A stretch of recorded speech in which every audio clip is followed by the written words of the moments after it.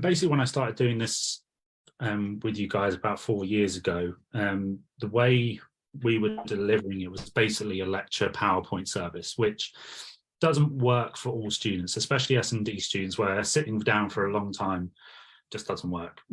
Anyone who works with S&D, sitting down doesn't work for very long. So we started going back through the story and working out that actually we need to start the story and learning a lot younger than we thought, with the cognitive age, because children are now going on things as young as 4, on 5, because Minecraft, all these Roblox, all these things are pulling younger and younger audiences in now.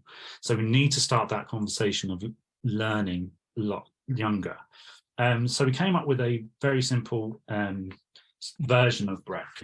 That's this one here. So this is called This is Breck.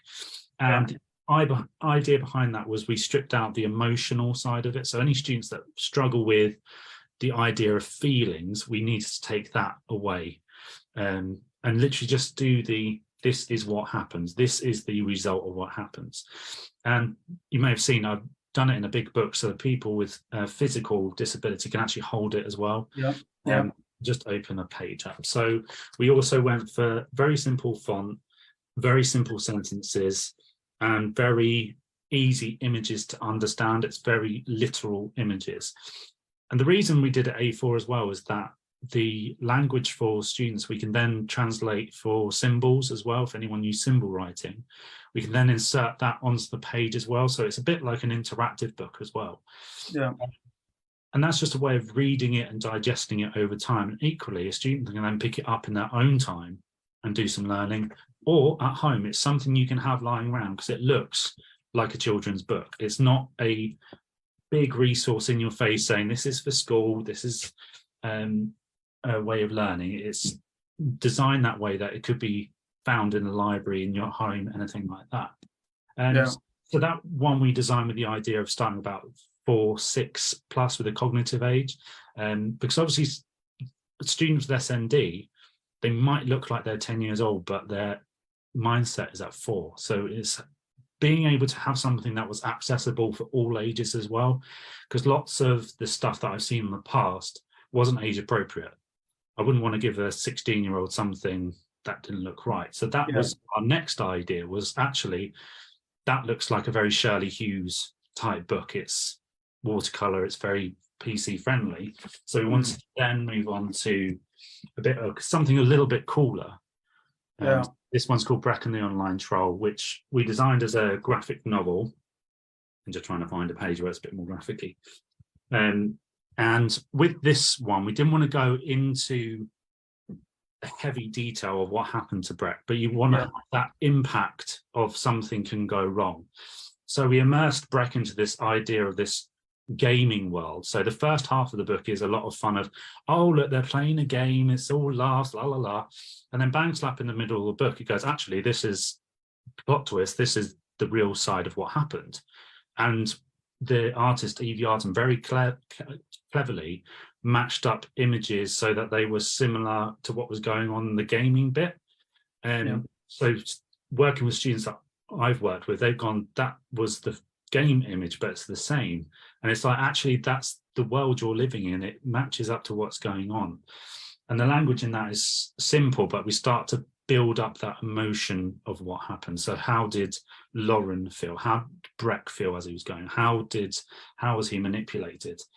So we built on from that. And then we decided we need to, as we're going forward, we need to build it up more to have that really heavy punch of what really happened, but not a really heavy language, if that makes sense. We still need it to be accessible to a student of 12 who might have a reading age of 5, 6.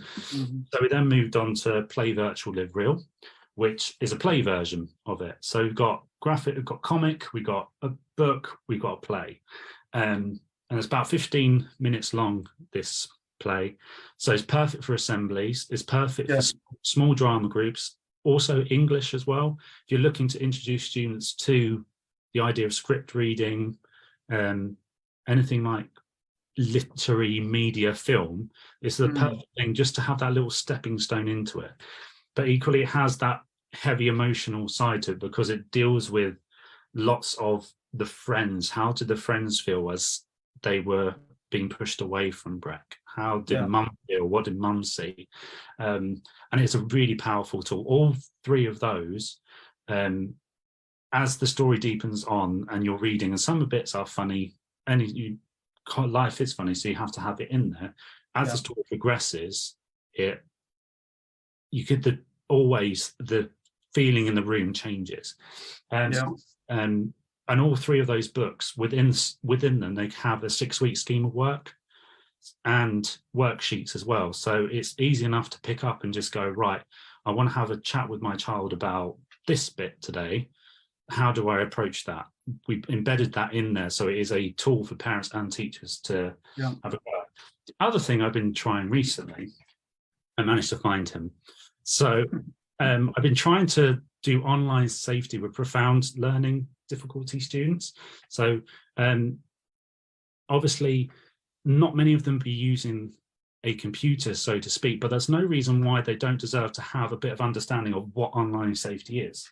The power with puppets is you can mimic the feelings and emotions that are happening. So I will try, but put the wrong jumper on him today.